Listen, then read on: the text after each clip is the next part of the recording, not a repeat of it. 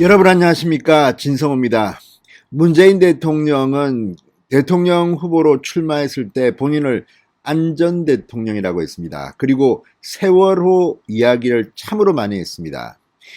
세월호와 관련해서 팽목항 방명록에는 고맙다는 말을 써서 물의를 빚기도 했습니다.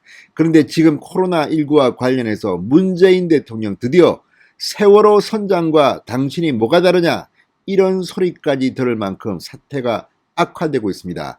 바로 동부구치소발 이 코로나 확진자 급증과 지금 요양병원에서 벌어지고 있는 어르신들의 비극입니다.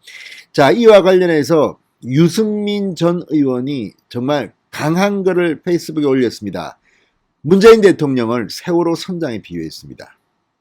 또 국민의힘, 과거 여당, 청와대 노영민 비서실장 등이 이 광복절 집회에 참여해서 코로나19를 확산시켰다는 이유로 살인자 운운했던 그들이 지금 뭘 하고 있느냐? 민주당 당신들은 지금 뭐 하고 있느냐?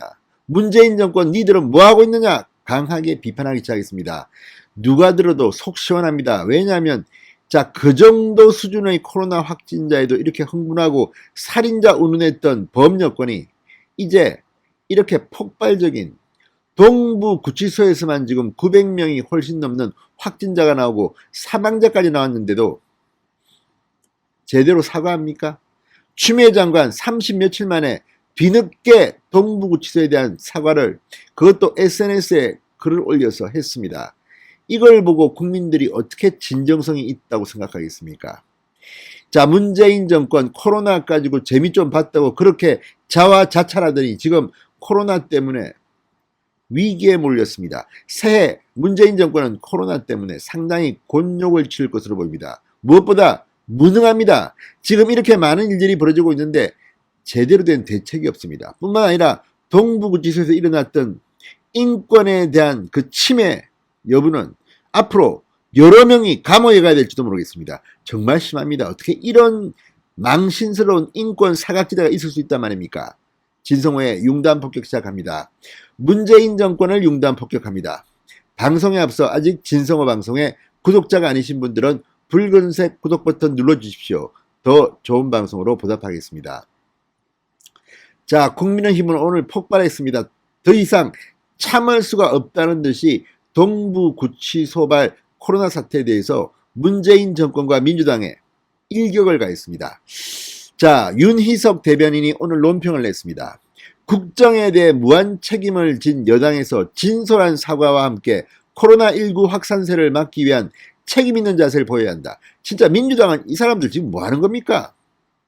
정말로 무책임합니다. 지금 뭐 정치 술수, 이낙연 대표는 신년 인터뷰에서 전직 대통령 사면 이야기하면서 주의를 돌리려고 하고 있고, 지금 이 코로나에 대해서는 민주당이 어느 정도 책임을 져야 하는 거 아닙니까? 집권 여당인데 그동안 그렇게 광화문 집회와 관련해서 야당을 비판했던 그 참으로 그 야욕 같은 그런 발언들이 이제 본인들은 책임 안 지겠다는 겁니까? 이 자들이 정말 제대로 된 집권 여당 의원들 맞습니까? 자, 윤희석 대변인은 확진된 수감자 상태에 대해서는 가족들에게도 알려주지 않는다. 확진 판정받았다는 문자 한 통 외엔 어디로 이송됐는지, 정상은 어떤지 알 길이 없다. 재소자 인권을 강조했던 인권 변호사가 대통령인 나라가 맞나 싶다. 문재인에게 직격탄을 날렸습니다. 문재인 대통령은 과거 변호사 시절에 이 재소자 인권에 대한 칼럼도 쓰고 그랬다고 합니다. 지금 대통령 되니까 정말 눈에 보이는 게 없습니까? 이렇게 해도 되는 겁니까? 자, 전날 이루어진 추미애 장관의 공식 사과 역시 미흡했다고 비판했습니다. 늑장 대처보다도 불가피한 수용소 과밀과 고층 빌딩 형태의 공간 등 구조적인 문제를 사태의 주원인으로 꼽아 새해 첫날부터 국민들을 불편하게 했다. 추미애 장관의 어제 사과는 거의 변명이었습니다. 자, 윤 대변인은 추 장관 비판에서 민주당을 비판했습니다. 보수 집회 참가자들을 두고 살인자라고까지 지칭했던 여권이다. 그런데 여당은 동부구치소 사태에 대해서 왜 아무 말이 없느냐? 재소자 집단 확진 사태의 장본인인 법무부에게는 대체 뭐라고 할 것인가? 자, 보다 더 화끈한 발언은 유승민 전 의원에게 나왔습니다. 자, 유승민 전 의원은 문재인 대통령에게 그냥 직격탄을 날렸습니다. 뺨때기를 팍 때린 거나 마찬가지입니다. 문재인 대통령의 선택적 인권의식이라는 글을 썼습니다. 구치소와 요양병원에서 생명과 인권에 대한 심각한 침해가 일어나고 있는데 문재인 정부가 코호트 격리만 고집하고 이들의 생명과 안전을 방치한 것은 구명조끼를 입고 기다려라고 말한 세월호 선작과 무엇이 다른가?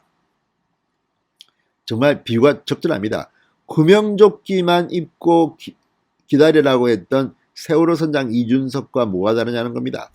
자, 최근에는 박원순, 오거돈 전 시장의 권력형 성범죄 의혹에 대해서도 끝까지 침묵으로 일관했다. 지금 구치소와 요양병원에서 사람들이 죽음에 내몰리고 있는데 문재인 대통령은 이들의 인권과 생명에 대해 어떤 생각을 대처하고 있느냐 이렇게 물었습니다.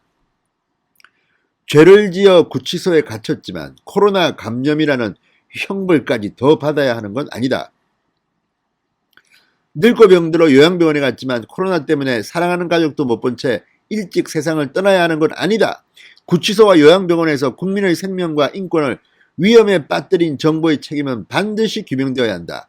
지금이라도 이들의 생명을 구하고 이런 일이 재발하지 않도록 대통령은 최선의 노력을 다해야 할 것이다.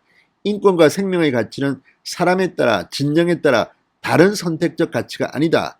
그건 보편타당한 인간의 존엄과 가치다. 이렇게 비판했습니다. 자, 어쨌든 문재인 대통령이 이제 등장해야 되지 않겠습니까? 지금 추미애 장관으로 끝날 문제가 아닙니다. 이거 추미애 장관은 이미 고발당했습니다. 어쩌면 형사처벌될지도 모르겠습니다. 그러나 그와 무관하게 문재인 대통령이야말로 이 사태, 요양병원, 구치소 사태에 대해서 국민들 앞에 이제 등장해야 됩니다. 직접 입을 열고 빌어야 합니다. 제가 정말 무능해서 이렇게까지 왔습니다. 저는 참으로 무능한 대통령입니다. 고백하고 가능하면 빨리 떠나시는 것도 좋은 방법인데 그렇게 할 것 같지는 않고 어쨌든 지금 코로나의 분위기 특히 동구치소 이 대책이라고 내는 걸 보면 지금 기가 막힙니다. 무슨 뭐 KF 94 마스크 3장을 일주일에 지급한 것 이런 것들이 지금 대책이라고 내놓고 있습니다. 이게 법무부의 대책입니다. 자, 어쨌든 예산 부족을 빌미로 법무부는 그동안 변명을 해왔습니다. 수감자 중 확진자가 발생한 구치소만 마스크를 지급했다. 미발생 구치소는 수용자가 외진 등 외부로 나갈 때만 마스크를 지급했다. 사서 끼워라. 아무튼 참으로 창피합니다. 자, 동구치소의 감염 확산은 문재인 정부의 책임이라고 당연히 말할 수밖에 없죠. 그리고 무엇보다 추미애 장관은 윤석열 찍어내기, 윤석열 잡기에만 골몰해서 1년 동안 뭐 했습니까? 자, 어쨌든 지금 충격적인 사실들이 하나둘 밝혀지고 있습니다. 법무부가 동부구치소에서 어떤 일을 했는지, 지금 동부구치소 안에서는 어떤 일이 벌어지고 있는지, 이건 모두 다 까발겨서 책임자들 처벌하고 감방 보낼 사람은 보내야 될 것 같습니다. 이건 정말 해도 너무한 게 아닌가 싶습니다. 특히 요양병원에서 비극적인 생을 마감하는 어르신들의 운명, 이거 문재인 정부 어떻게 책임질 겁니까? 아무튼 새벽두에 문재인 정권 코로나 때문에 낯을 못 들 것 같습니다. 문재인 대통령이 세월호 선장에 비유되고 있습니다. 진성호의 융단 폭격이었습니다. 여러분 감사합니다.